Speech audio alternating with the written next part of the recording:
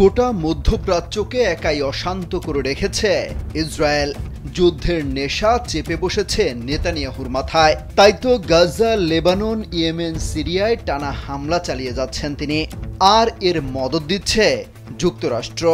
অপরদিকে ইরানের সহায়তায় পাল্টা জবাব দিচ্ছে এসব দেশগুলোর সশস্ত্র গোষ্ঠীগুলো। সেই তালিকায় আছে হিজবুল্লাহ, হামাস, হুতি। ইসরায়েলের টানা বিমান হামলার জবাবে ইরান থেকে একযোগে ডজনকে ডজন রকেট হামলা চালানো হয়। সেই রেশ কাটতে না কাটতেই হামলা চালানো হচ্ছে লেবানন থেকেও। দাবি করা হয় গুড়িয়ে দেওয়া হয়েছে ইসরায়েলি বিমান ঘাঁটি। ইডেন বে কক্সবাজার সমুদ্র সৈকতের উপর নিজেদের একটি ঠিকানা। মাত্র 5 লাখ টাকায় আপনিও হয়ে যেতে পারেন এই হোটেলের মালিক। এদিকে ইয়েমেন থেকে ইসরায়েলের জাফায় একটি গুরুত্বপূর্ণ লক্ষ্যবস্তুতে 5টি ড্রোন হামলা চালানো হয়। নিরাপত্তা বিশ্লেষকরা ধারণা করছেন ইয়েমেন, লেবানন, ইরান এবং গাজা থেকে একযোগে হামলা চালানো হতে পারে ইসরায়েলে।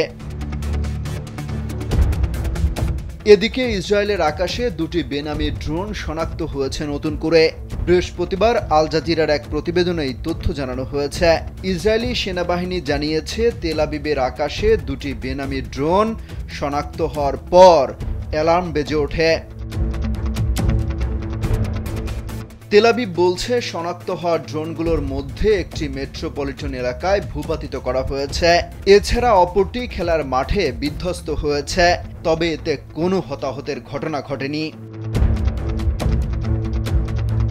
এই ড্রোনগুলো কারা পাঠিয়েছে, কোথা থেকে চালানো হয়েছিল সে সম্পর্কে কিছুই জানাতে পারেনি। এদিকে ইসরায়েলের বিমান ঘাঁটিতে হামলার স্যাটেলাইট ফুটেজ প্রকাশ করা হয়েছে। এতে বিমান ঘাঁটিতে ক্ষয়ক্ষতির চিত্র উঠে এসেছে। প্রকাশিত ফুটেজে দেখা গেছে বিমান ঘাঁটিটির রানওয়ের পাশে থাকা একটি হ্যাঙ্গার মারাত্মকভাবে ক্ষতিগ্রস্ত হয়েছে। নেভাতিম বিমান ঘাঁটিকে ইসরায়েলের সবচেয়ে আধুনিক বিমানগুলোর ঘাঁটি বলা হয়। এখানে যুক্তরাষ্ট্রের নির্মিত F-35 লাইটনিং II স্টেলথ ফাইটারগুলো থাকে।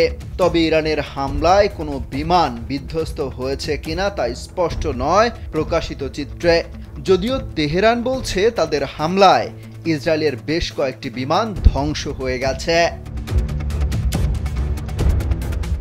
অমিত হাসান, রবিন, কালবেলা।